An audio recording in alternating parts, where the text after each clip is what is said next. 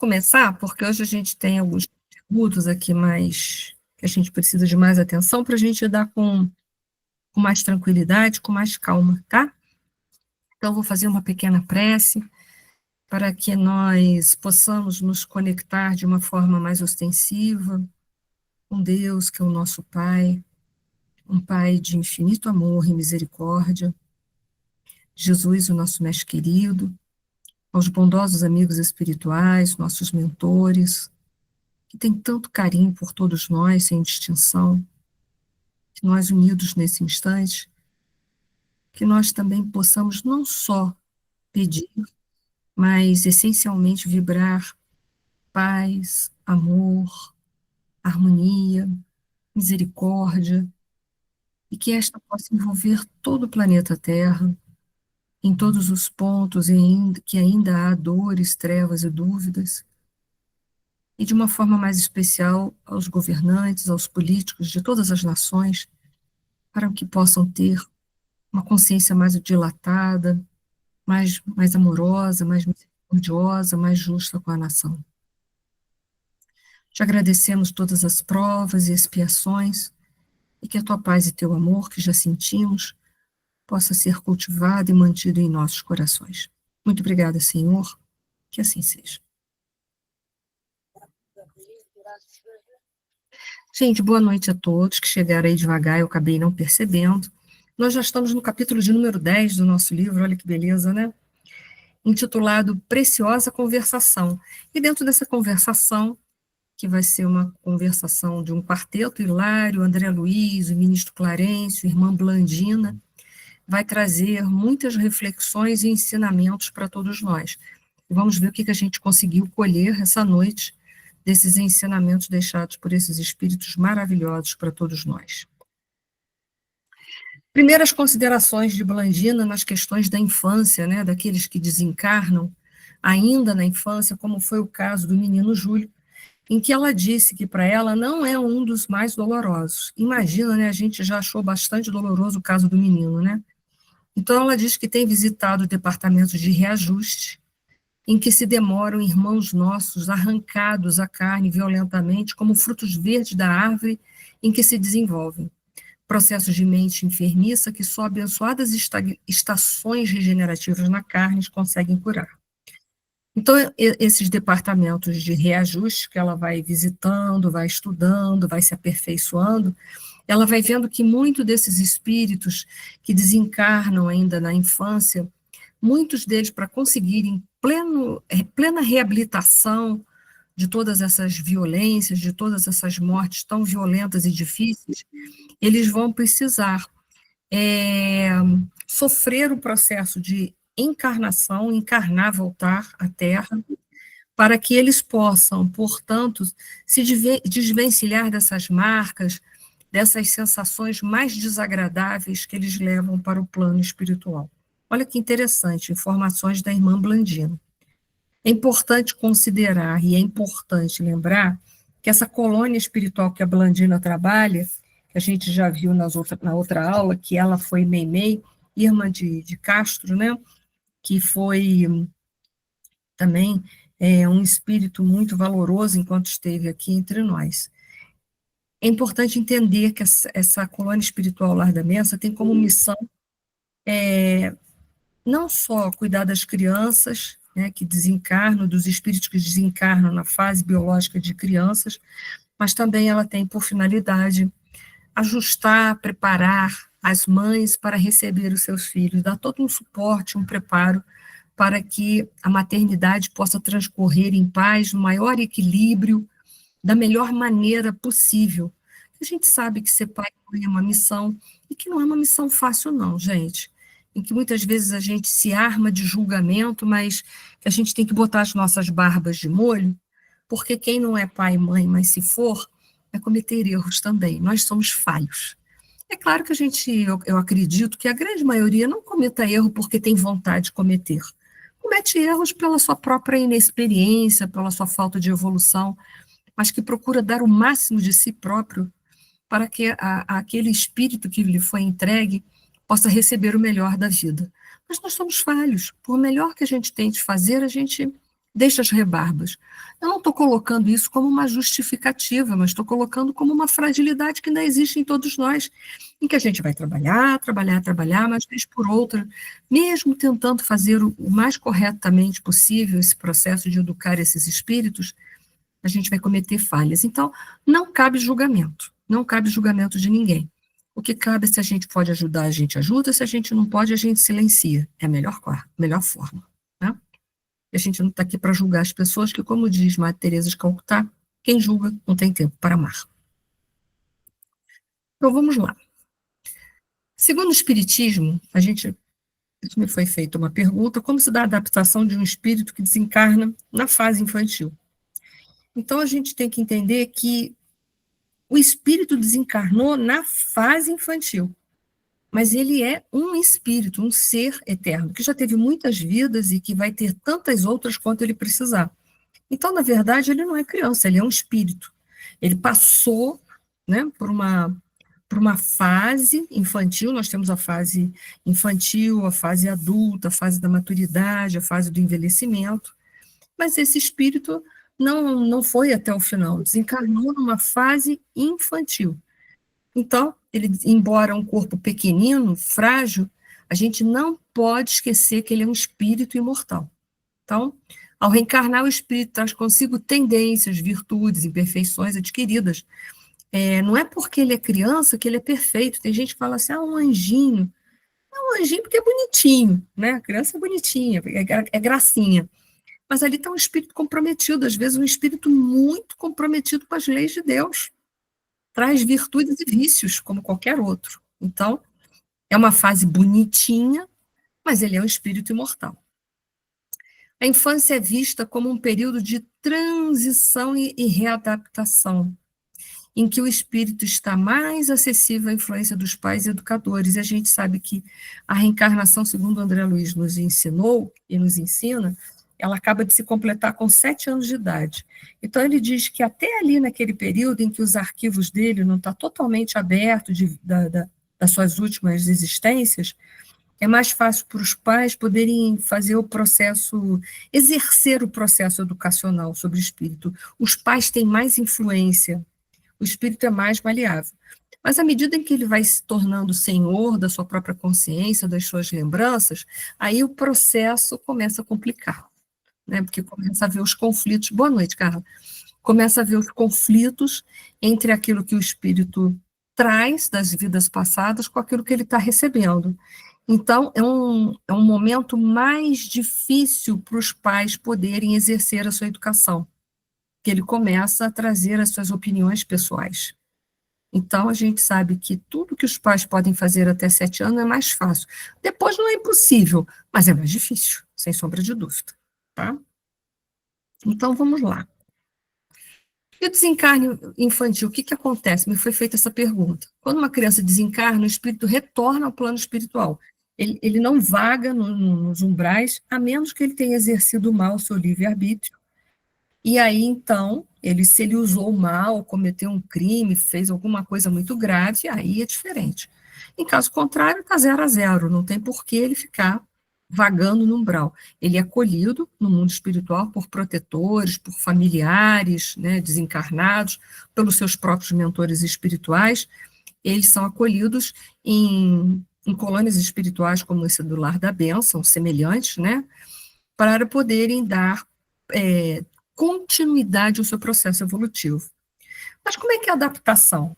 A adaptação de cada espírito que desencarna é muito pessoal, porque está diretamente ligado à questão do grau evolutivo desse espírito. Então, a gente não pode... E também a forma com que ele desencarnou, às vezes desencarna de uma forma muito ruim, como o menino Júlio, afogado. Então, leva aquelas marcas, leva aquela morte violenta dentro de si. Não é tão fácil. Mas o fator principal que determina uma boa adaptação ao plano espiritual é o nível de evolução espiritual do espírito. E nós moramos num planeta muito heterogêneo, que tem todos os níveis espirituais que a gente possa imaginar e conceber, né? Então, os espíritos mais evoluídos, eles compreendem melhor todo esse processo da reencarnação, se adaptam mais facilmente ao processo pós-morte, Como eles têm mais esclarecimentos, eles passam mais rápido pelo período de perturbação ou confusão, como a gente também. Se a gente tem mais esclarecimento, quando a gente desencarna, esse período de confusão, de perturbação do pós-morte, ele é mais curtinho. Se a gente tem pouca evolução, esse período ele é mais extenso. Então, quanto mais a gente se espiritualiza, mais fácil esse processo de adaptação. A gente vai se adaptar muito mais rapidamente às verdades espirituais, à realidade espiritual. Se a gente é muito materialista, ou está muito voltado para as coisas da Terra, a nossa adaptação vai ser ruim. Então, da mesma forma, vai acontecer com aquele espírito que vai desencarnar na fase infantil. A gente não pode esquecer que ele é um espírito imortal. Por favor, a gente não pode esquecer sobre isso. Por que os espíritos desencarnam tão jovens? Muita gente faz essa pergunta, né? Por que a morte precoce? Então, temos vários fatores. Um deles pode ser a prova para os pais e familiares, que em outras vidas não foram bons pais, né? Não souberam dar valor à paternidade, à maternidade, e aquele espírito também precisa de um intervalo pequeno. Então, aquilo ali pode vir para os pais como uma provação muito significativa aos familiares, ou para os familiares. Uma experiência breve para o espírito, suficiente para cumprir um objetivo específico, né?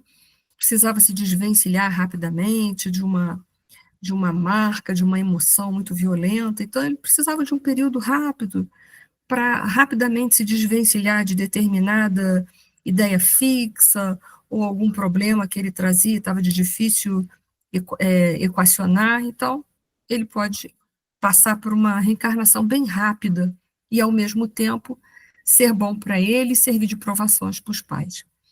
Uma reencarnação de transição, preparando o espírito para futuras experiências mais complexas. A gente vai ver mais para frente que ela vai falar, alguns espíritos ainda muito voltados às questões da vida material e que precisam dessas reencarnações rápidas para aproveitar, deixar um pouco na matéria todas aquelas impressões fortes que eles trazem de conceitos fortes da vida material.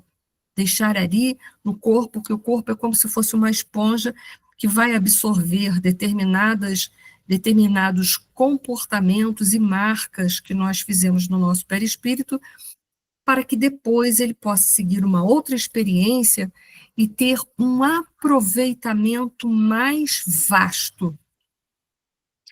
Reintegração no mundo espiritual. Após o desencarne, o espírito passa por um processo de readaptação ao plano espiritual, em que pode incluir recuperação fluídica e emocional. A gente viu no caso do menino Júlio, que a gente vai ver mais para frente que ele vai reencarnar na mesma família, uma forma dele também deixar um pouco daquelas marcas que ele tem ali naquela região, né, no chakra laríngeo, ali na glote, na epiglote, devido a comprometimentos de outras vidas, ele vai deixar isso, e aquela forte emoção que ele teve no momento do desencarnar violentamente afogado. Então, às vezes, precisa dessas breves reencarnações para ele deixar todas essas impressões negativas que estavam lá marcadas no seu perispírito, transferir essas impressões para o corpo físico e limpar o perispírito dele. Olha a misericórdia de Deus, né? Que coisa boa. Reencontro com entes queridos, né? Revisão de experiência reencarnatória. Está tudo embutido nisso que a gente está falando, tá? Então, vamos lá, mais um pouquinho, que são perguntas que às vezes são feitas. E aí me fizeram a pergunta, quando é que se o espírito necessariamente precisa retornar à forma adulta? A gente vai ver que, em linhas gerais, é bom. Então, espíritos mais evoluídos, rapidamente, eles retornam à sua forma adulta, da sua última vida, em plena consciência espiritual. Porém, se ele tem mais apego à vida material e, portanto, menos evolução espiritual, esse processo, essa retomada à forma adulta, ela é uma forma mais lenta, ela vai se demorar mais. Então, outros podem ter que passar por um longo período, como se eles estivessem lá no plano espiritual crescendo, se desenvolvendo, né, o seu corpo, para que eles possam novamente readquirir essa forma adulta. E já vão ter outros casos em que o espírito não consegue retornar à forma adulta.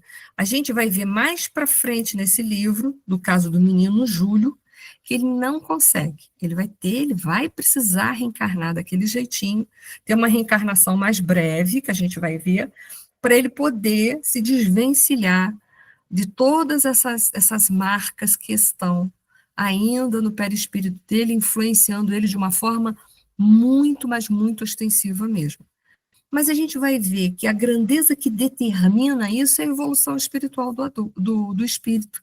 Se ele está evoluído, bem, ele logo, logo toma consciência, posse de si mesmo e pronto, está tudo resolvido. Senão, os processos para ele vão ser diferentes. Ou ele vai ter que ficar um longo período no plano espiritual, como se ele estivesse crescendo, se desenvolvendo até chegando à forma adulta, ou encarnar mesmo como aquela forma de criança, que é o caso que vai acontecer com o menino Júlio, para ele poder deixar toda essa impressão negativa, essa marca negativa do perispírito lá no corpo físico, e com isso, o corpo físico, absorvendo essas marcas, limpar todo o perispírito dele.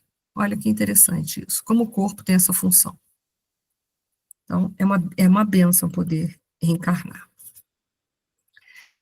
Voltando, fazendo essa introdução, que isso aí são sempre dúvidas que quase todo mundo tem, eu resolvi fazer essa introdução para a gente depois, então, ir enriquecendo com as colocações da irmã Blandina e também do ministro Clarencio, junto com as perguntas interessantes e curiosas de André Luiz e do Hilário, que eles fazem umas perguntas muito boas, né? Perguntas que a gente queria fazer, mas que às vezes na hora não sai. Então, vamos lá. Poderíamos receber de sua experiência alguns exemplos objetivos, indagou Hilário curioso. Ah, são muitos, que ela quer que dê exemplos de muitos casos que são graves, né? Do espírito ter que retornar desencarna ainda na infância e tem que retornar à carne para poder se desvencilhar de algumas marcas, de alguns vícios repetidos que eles trazem e que causam marcas no seu perispírito, que os vícios a gente viu.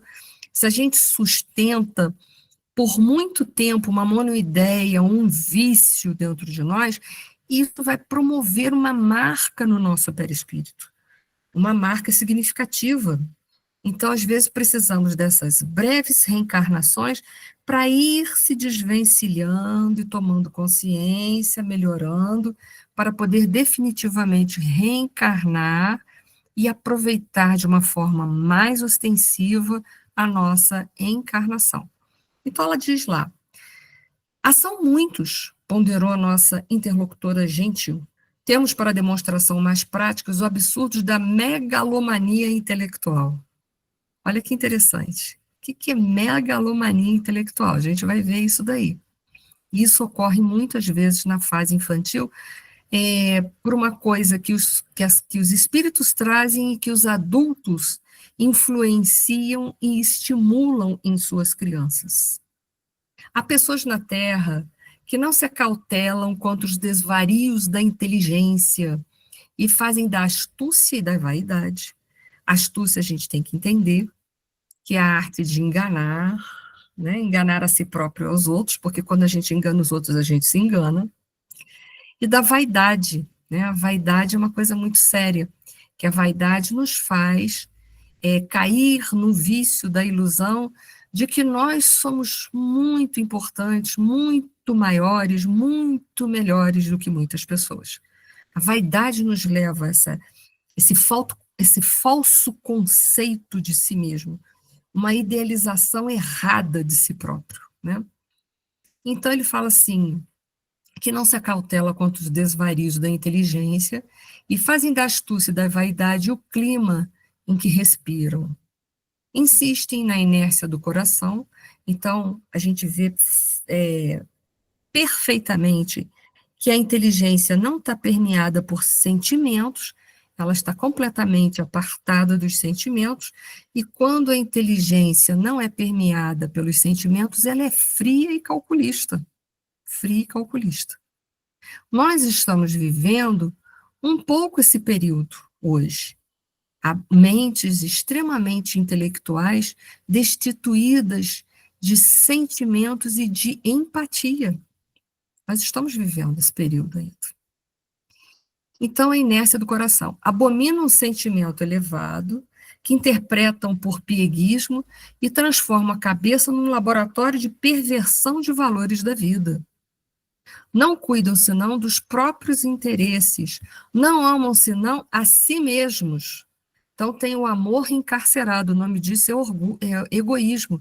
Quando o amor está encarcerado, a gente só quer receber, mas a gente não quer dar nada para os outros. A gente acha que merece tudo, e os outros que fiquem com as migalhas se pudermos ofertá-los. Não percebem, contudo, que se ressecam interiormente e nem imaginam os resultados cruéis da celebração para o mal. Então é interessante essa linguagem figurada que ele diz, né, que se ressecam interiormente, como um galho de uma árvore que se resseca. Um galho de uma árvore, quando está ressecado, ele perde a seiva, a vida. Então ele se torna estéril, morto. Então, quando a gente só vive para cuidar dos nossos próprios interesses, das nossas próprias necessidades, ou tão somente das nossas próprias necessidades, nós nos tornamos esses galhos secos sem vida. Porque a vida é uma troca. As leis de Deus são leis fraternas e universais, são justas, são equânimes, são para todos. Isso a gente precisa pensar. Já o orgulho e o egoísmo, ele quer centralizar tudo nele. É diferente da característica das leis de Deus, que são para todos os seus filhos sem distinção, que visam a coletividade, o sistema, o orgânico, e não as particularidades. Deus trabalha para todos nós e não somente para a individualidade. O orgulho e o egoísmo nos deixam trancados no nosso individualismo. E o individualismo é quando a gente hipertrofia a nossa individualidade, vivendo tão somente para as nossas próprias necessidades e para os nossos próprios desejos. Isso é muito pernicioso, muito pernicioso. Que é um período também que a gente está observando que ainda existe esse comportamento dentro da sociedade, apesar de a gente já viver dentro de uma sociedade bem contrastada. Há grandes homens, há grandes almas que vivem voltadas para os próximos, para a causa das crianças, dos idosos, da natureza. Nós já temos isso na sociedade, graças a Deus que a gente já tem isso na sociedade. Pessoas pensando na caridade, na fraternidade sem fronteira, sem preconceito. Isso é muito bom. Mas nós também observamos homens que são contrastes dessa lei de Deus, que vivem só para si próprios. Então, vamos lá. Vamos avançar mais um pouco.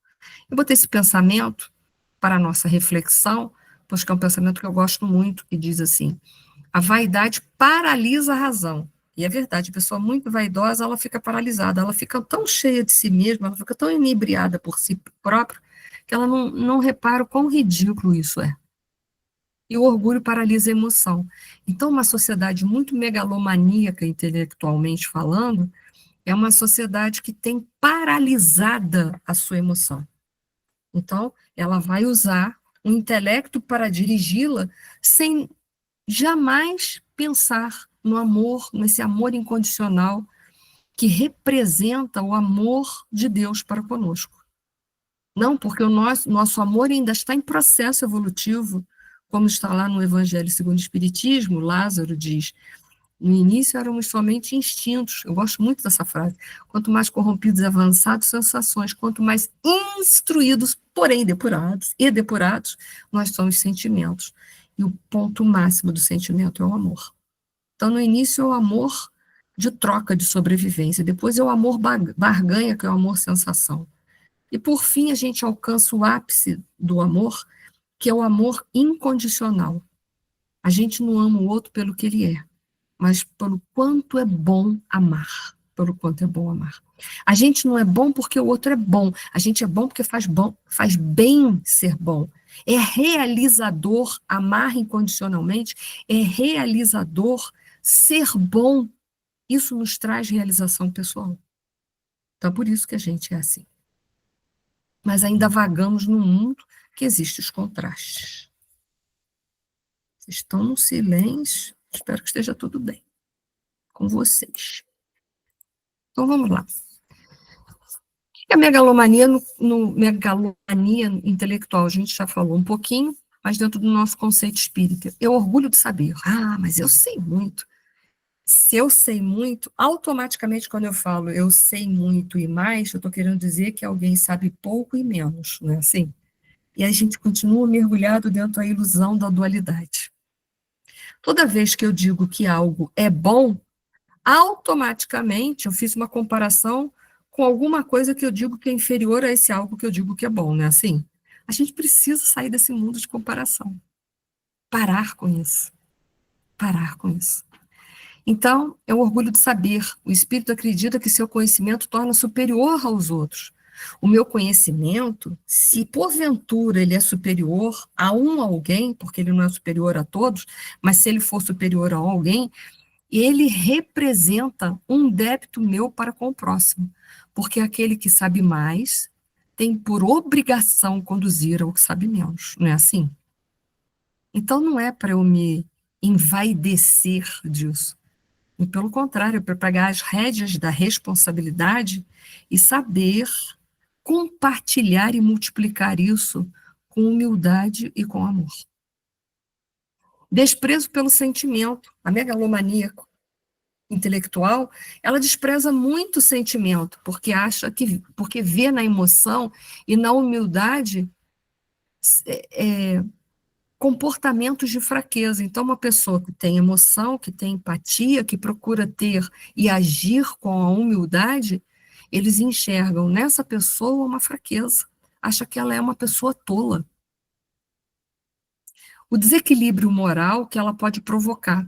Usa a inteligência para dominar, porque se ela não é permeada pelos sentimentos, a gente acaba subjugando a outra pessoa, manipulando e mesmo até humilhando a outra pessoa. Então, ela promove a megalomania intelectual, esse tipo de vício dentro de nós, que é o vício da dominação, da opressão, da manipulação e da humilhação, fazendo com que a gente não consiga sair dos ciclos reencarnatórios de dor, porque dominação, manipulação e humilhação não fazem parte das leis de Deus. Estão afastadas da lei de Deus. E as consequências espirituais é que após o desencarne, a gente vai colher os frutos da semeadura, né? Nós vamos sofrer muito, poderemos sofrer perturbações das mais variadas, como principalmente das mentais, isolamento e necessidade de reencarnações expiatórias para reequilibrar-se. Porque a semeadura é livre, mas e a colheita? A colheita é obrigatória, né? Então, fazendo uma correlação com a obra básica, na questão 785 do Livro dos Espíritos, Kardec pergunta: qual é o maior obstáculo ao progresso? Progresso nosso, de uma forma geral, espiritual, intelectual até mesmo, né? O orgulho e o egoísmo. E são eles que vão gerar essa megalomania intelectual. Porque a pessoa orgulhosa, ela acha que ela sabe mais. A pessoa egoísta, ela despreza as coisas das outras pessoas, ela quer só receber, mas o outro é um mero zero, né? Então, a gente precisa começar a trabalhar a minha vaidade, o meu reter só para si próprio, os meus interesses pessoais em primeiro lugar, parar com os interesses pessoais. Os nossos interesses têm que ser coletivos daqui para frente. Nada de interesses pessoais, mas sim coletivos. Então, vamos lá. E aí, a Blandina vai nos enriquecendo também, usando linguagens metafóricas para ficar fácil para a gente assimilar. Frequentemente, na luta mundana, avultam na condição de dominadores poderosos, esses megalomaníacos, né, com vastíssimo potencial de influência sobre amigos e adversários, conhecidos e desconhecidos.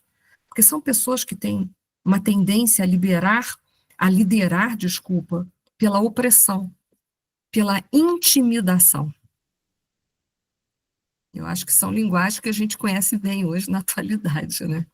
A gente vive um panorama ainda desse tipo de comportamento social. Mas esse êxito, ela diz, é ilusório. Por que é ilusório? Porque tudo aquilo que não está de conformidade com as leis de Deus é ilusão. É ilusão. Mais cedo ou mais tarde vai ter que ser corrigido, mais cedo ou mais tarde nós vamos ter que cair na desilusão, sair da ilusão, né? A desilusão é positiva, né? Que é quando a gente sai da ilusão. Então, mais cedo ou mais tarde, a gente vai ter que sair desse processo de ilusão. Caem sob o guante da morte com grande alívio dos contemporâneos e passam a receber-lhes as vibrações de repulsa. Então, o espírito desencarna numa condição dessa. E é claro que aqueles que sofreram a sua dominação, que foram humilhados por eles, o que vão sentir deles? Repulsa. Não quero essa pessoa perto de mim. Não quero. Por quê? Porque ela é devastadora. Aonde ela passa, ela ceifa a vida. Então, assim, cuidado com o que a gente está plantando, porque quem planta vento, diz o ditado popular, o que colhe? Tempestades. Isso aí, a gente conhece esse pensamento, os mais antigos conhecem, né? Então, quem semeia vento vai colher tempestades. Então, a gente tem que tomar cuidado com isso. Semelhantes criaturas, naturalmente, são vítimas de si mesmos, porque não foram elas que se colocaram nessa posição. Elas são vítimas delas. E sofrem os mais complicados desequilíbrios mentais, porque uma pessoa que oprime a outra, ela não pode estar bem mentalmente, ela não pode estar em paz mentalmente. Depois de períodos mais ou menos longos de purgação, após a transição da morte, voltam à carne necessitados de silêncio e solidão para se desvencilharem dos envoltórios inferiores em que se enredaram, assim como a semente precisa do isolamento da cova escura, olha a linguagem metafórica, o isolamento na cova escura para desintegrar os elementos pesados que a constringem para novo desabrochar. Quando ela está falando isso aqui, ela está falando daquelas reencarnações que são rápidas na infância, lembra que a gente deu o exemplo lá atrás? Desencarna nessa condição, precisa rapidamente usar o corpo como uma esponja, um mata-borrão, aquilo que vai absorver esses vícios que estão impregnando o perispírito, deixar um pouco ali para que ele possa abrir os seus horizontes e formatar e planejar uma nova reencarnação mais lúcido. Porque o orgulho e a vaidade são como os véus que são colocados nos nossos olhos, que nos impedem de ver um horizonte mais claro, mais aberto e mais aprofundado. Pode falar, Célia. Eu estava pensando aqui, Eni, estava falando da desencarnação desse menino, né? E estava dizendo, né, conforme a Meimei falou aí, tudo, né, e todos, que é aquele período que você precisa ou cumprir só um pouco tempo, ou se adaptar, o corpo se adaptar à encarnação, né, a esse mundo. Aí eu fiquei pensando assim, então, olha só, se quando ele desencarna, ele volta, muitos devem voltar assim, então muitos devem encarnar para passar só esse pouco tempo, para se adaptar só aqui ao corpo e desencarnar com 3, 2, 4 anos, 1 ano, uma coisa assim. Aí eu fiquei pensando assim, porque eu sempre falo, sabe, que Deus me livre, que eu acho que deve ser a pior dor de todas, a perda de um filho. Que ele me, se eu puder, que ele me poupe dessa dor que deve ser devastadora, né?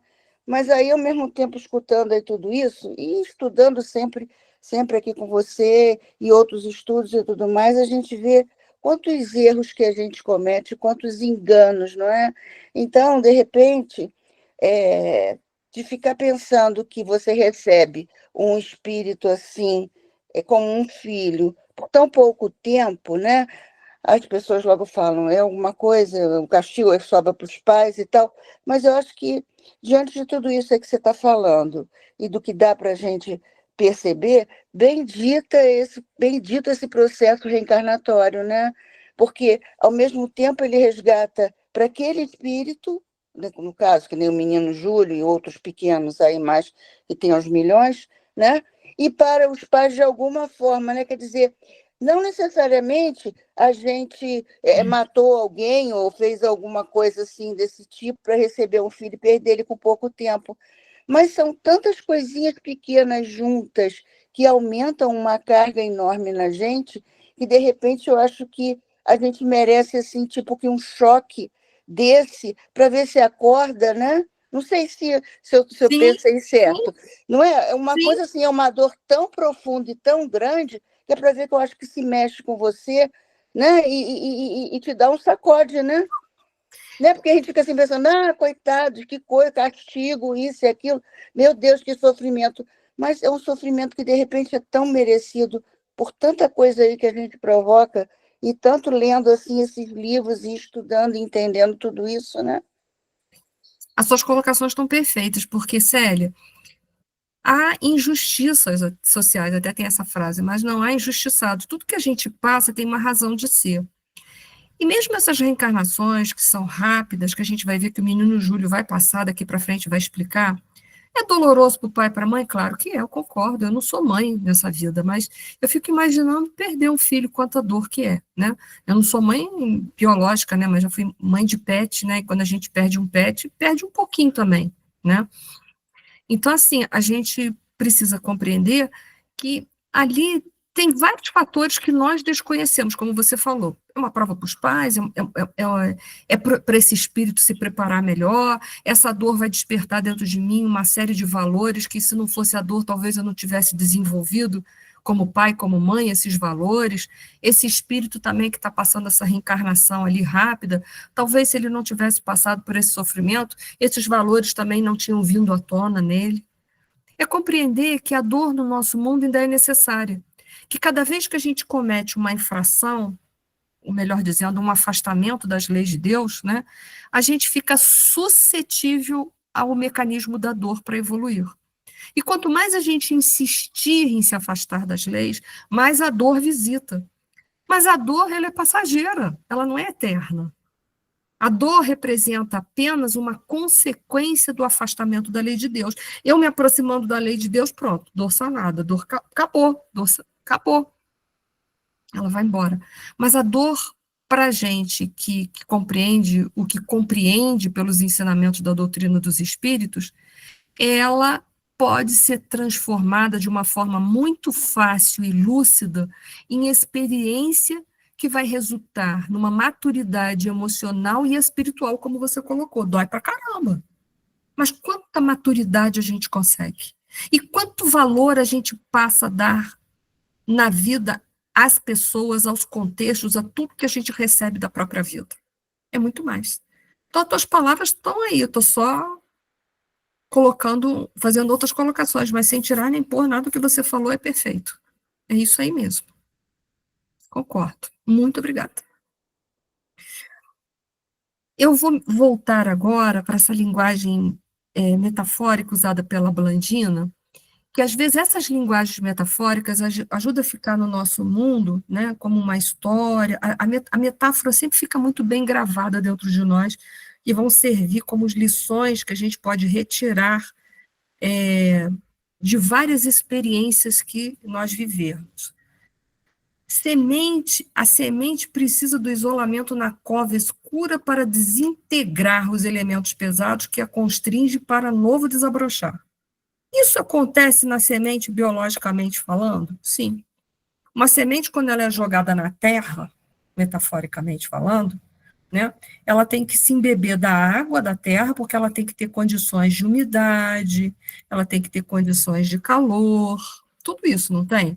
Então, quando ela é jogada na terra, ela precisa se embeber daquela água que está na terra, dos nutrientes que se encontram na terra, para promover dentro dela uma série de ativações metabólicas, de enzimas, de substâncias das mais variadas, que vão fazer com que ela comece a produzir movimentos de crescimento dentro dela, capazes, né, dessas reações químicas que vão acontecendo, de fazer com que aquela semente se desenvolva de dentro para fora, tenha força para romper o que é a casca da semente, que já está embebida da água, olha que interessante, então ela já está mais maleável,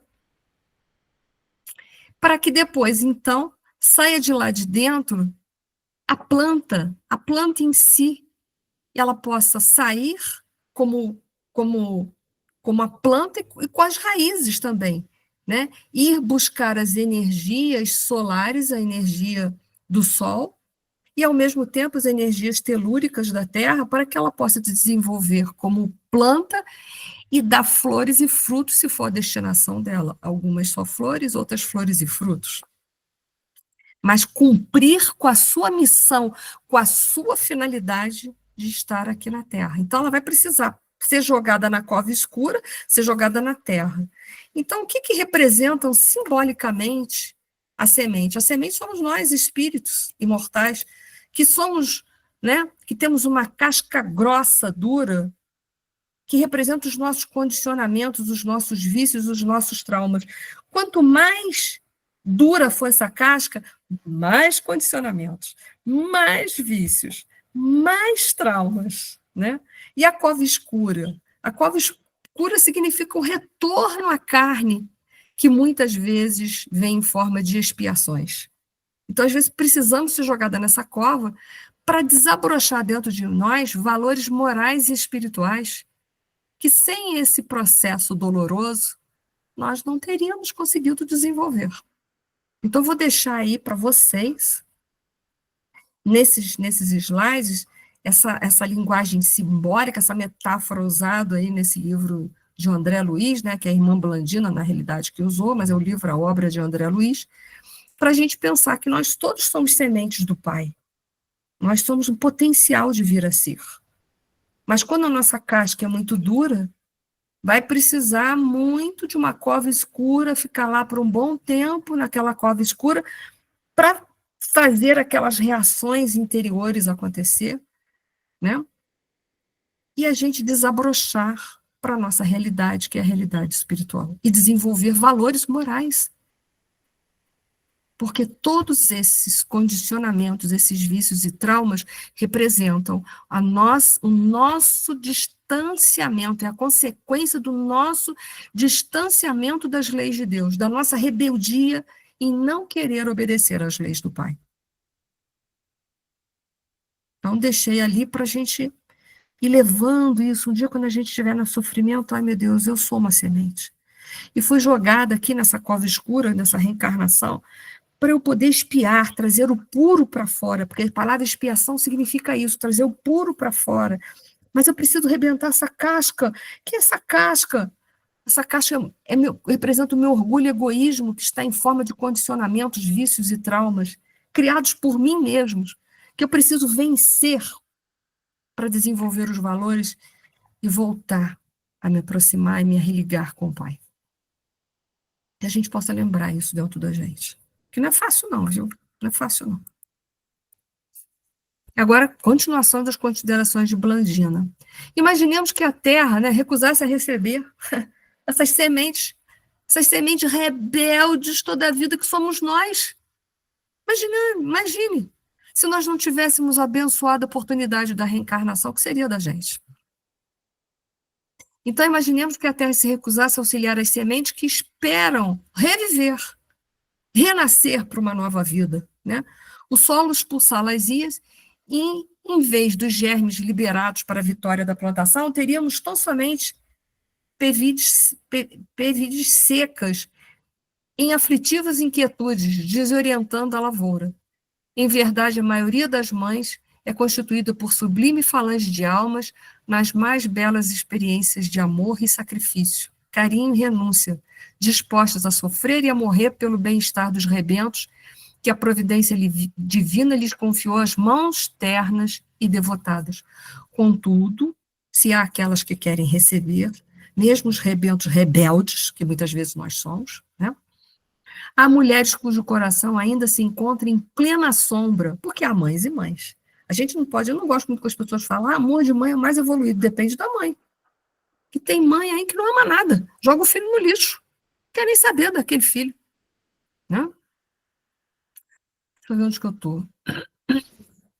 Me perdi. Mais fêmeas do que mãe, jazem obcecadas pela ideia do prazer e da posse, só quer viver a sua própria vida, despreocupando-se dos filhinhos, lhe favorecendo a morte.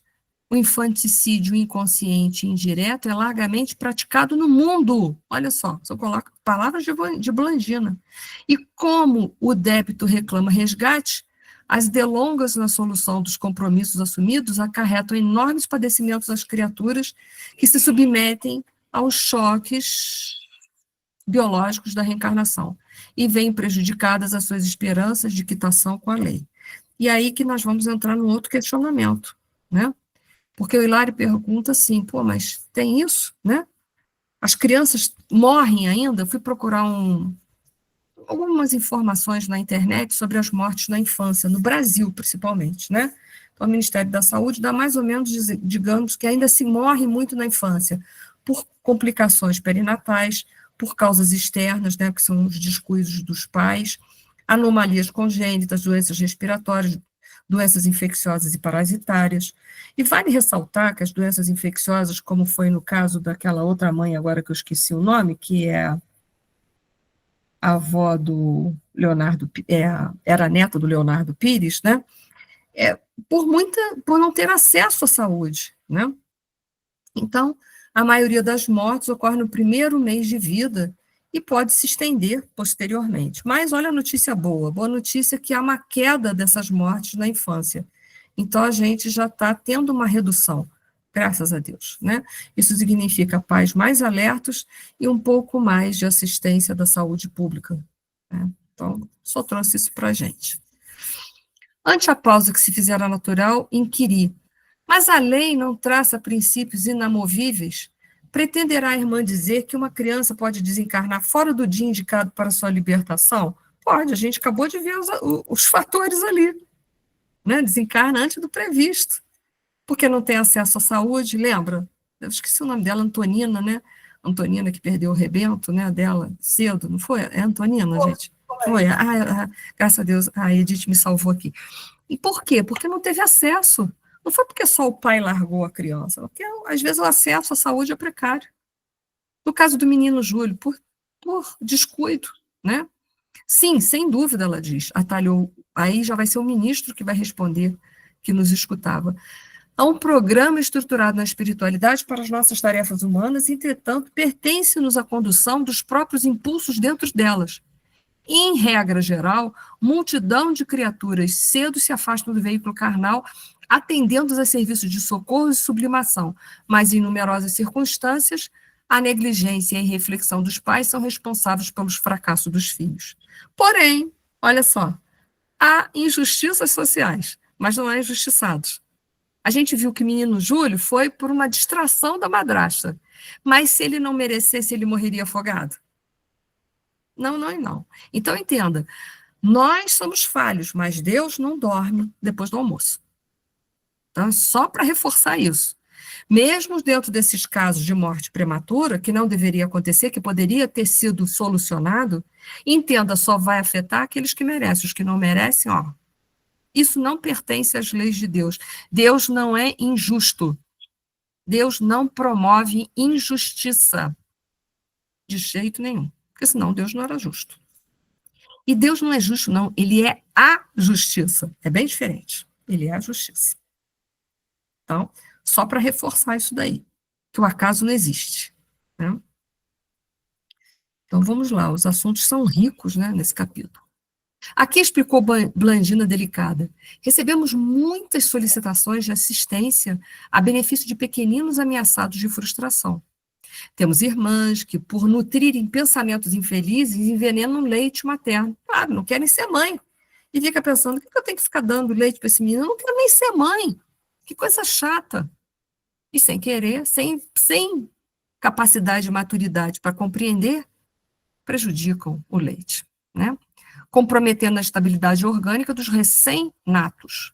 Vemos casais que, através de rinchas incessantes, pai e mães que brigam o tempo todo, que se ofendem, projetam raios magnéticos de natureza mortal sobre os filhos tenros, arruinando-lhes a saúde. E encontramos mulheres invigilantes que confiam o lar a pessoas ainda animalizadas, que a cata de satisfações doentias não se envergonham de ministrar hipnóticos a entezinhos frágeis que reclamam desvelado carinho.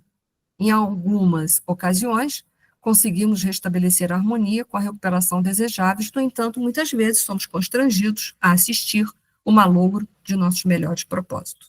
Então, se de um lado tem mães que não querem ter filhos, e tem casais que não conseguem trabalhar com seus conflitos, mas mais brigam do que outras coisas, tem também aquelas mulheres que solicitam serviço de babás que são verdadeiros terroristas, que são verdadeiros psicopatas. Mas tudo isso a espiritualidade tenta contornar. Mas isso é um alerta para a gente, né? É um alerta para todos nós, para a gente botar as nossas barbinhas de molhos. Nesses casos, ainda e sempre, a lei é invariável. Por que a lei é invariável? Porque existe a lei de causa e efeito. Se eu não mereço, eu vou receber aquilo que eu não plantei? Eu não plantei e vou receber? Como assim? Não combina, né?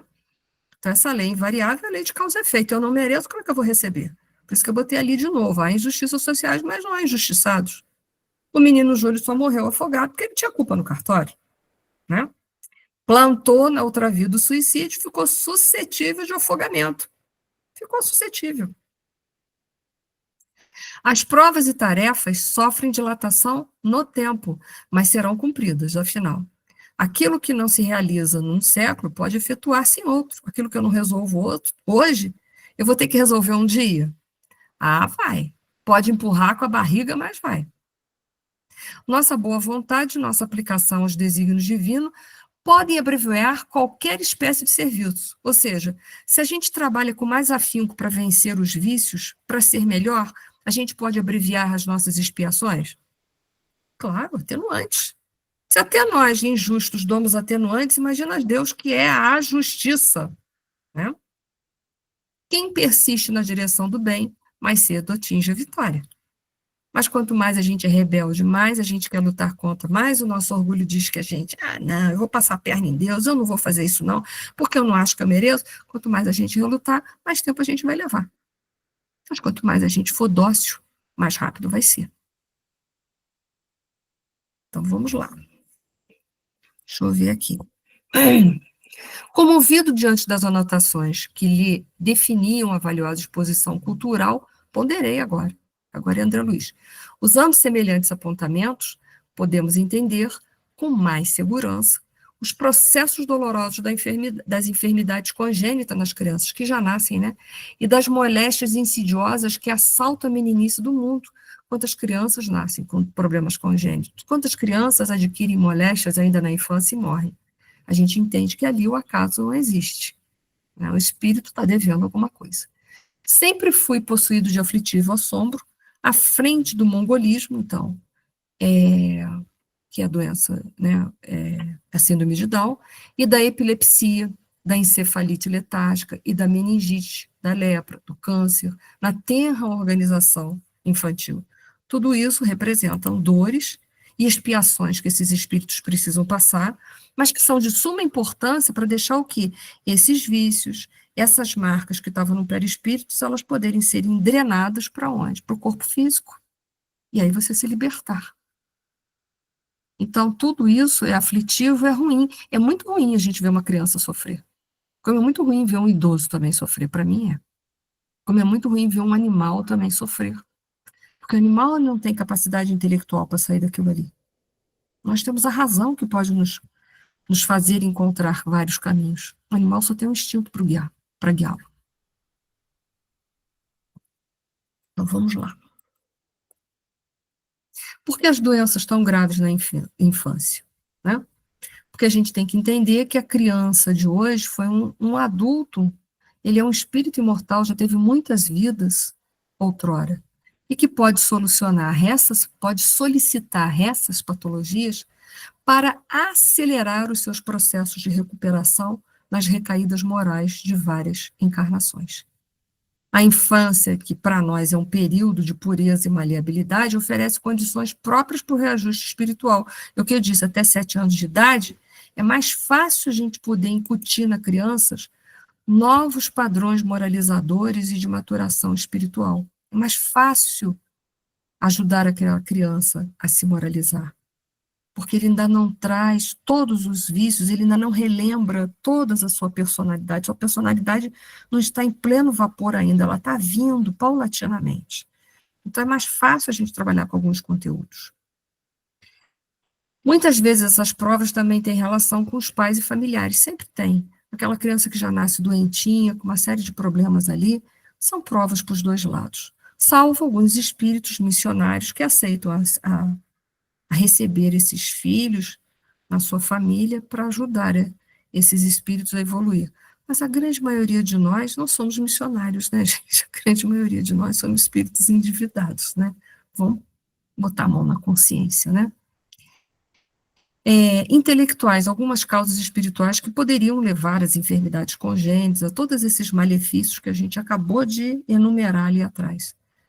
Intelectuais que abusaram do saber, podem pedir limitações cerebrais, como a trissomia do 21, a síndrome de Down, para evitar o orgulho e a vaidade intelectual. Artistas que corromperam a sensibilidade alheia com obras grotescas que mais influenciaram para o mal do que para o bem a humanidade, né? Podem reencarnar com moléstias e mutilações que impedem de repetir os mesmos erros. Deixa eu ver aqui que a Valéria está colocando um negócio no chat, antes que eu me perca. Valéria colocou assim, ouvi uma colocação do Rossandro, que nossos antepassados fizeram o que puderam para nos dar o melhor, cada um com seus sacrifícios. O intuito dos bisavós era fazer com que os filhos vingassem, no sentido de viver, né? Nossos avós tiveram que se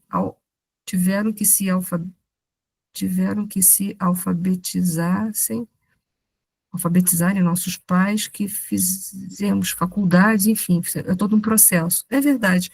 Porque eu disse que no início, Valéria, se eu estou sabendo te interpretar de alguma maneira, é que todo pai, toda mãe, todo avô, toda avó, eu acho que tenta fazer pelos seus tutelados, seus filhos, seus netos, ou seus bisnetos, o melhor que eles podem. Mas nós damos de conformidade com o nível evolutivo que possuímos. Por isso que não vale julgamento, né? Eu vejo que nós não temos condições de julgar um pai e uma mãe. Vamos deixar isso para Deus, Deus sabe o que vai fazer. A gente tem aqui na Terra apenas que tentar desenvolver condições de auxílio, de amor, de aconchego, para que as pessoas tenham força para passarem por suas provas e expiações e conseguirem dar a seus filhos, seus netos e bisnetos o melhor que elas puderem dar conta. Não sei se eu consegui te compreender na profundidade das tuas colocações. Se não, se faça aí, se me fale, por favor. Só para fechar, já vou passar a palavra, Thaís, só um minutinho. E oradores que feriram com a palavra, pode solicitar deficiências vocais, auditivas, como forma de se conterem e não errarem de forma mais grave, né? Só para finalizar, que eu vou passar a palavra para a Esi, é uma frase do livro Servidores do Além, de Emmanuel, que diz: a dor há de vir realizar a obra que não foi possível ao amor edificar por si só. Eu gosto muito desse pensamento, porque tudo que a gente não aceita pelo amor virá em nossa vida como dor, para nos tornar maleáveis, para nos tornar mais sensíveis, amorosos e justos. Então, a gente pode teimar em não querer viver a lei de Deus, então, podemos usar o livre-arbítrio para isso, usar mal, teimando, mas a dor vai ser tanta que vai acabar nos vergando para vivermos as leis de Deus com consciência. Pode falar, Esi. Querida, você levantou a mão, pode falar. O meu filho, ele não gostava de estudar. Ele estudou porque foi necessário, né? E eu muito me sacrifiquei para que ele estudasse. Ele estudou até onde deu. Depois foi para o Senai e depois foi trabalhar.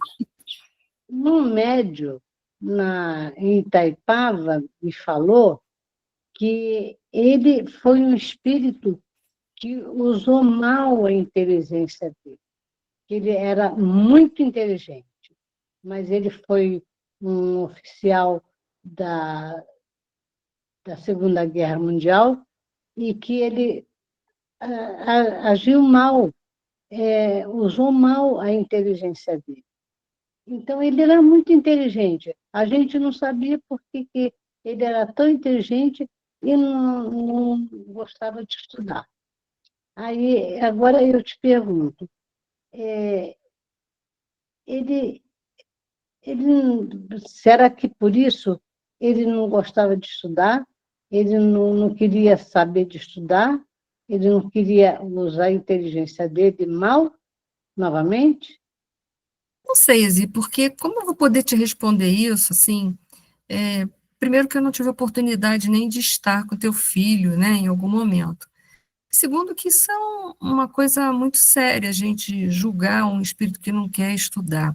Será que ele não estuda por indolência? Será que ele não estuda porque ele se sente culpado? São duas premissas que podem ser verdadeiras.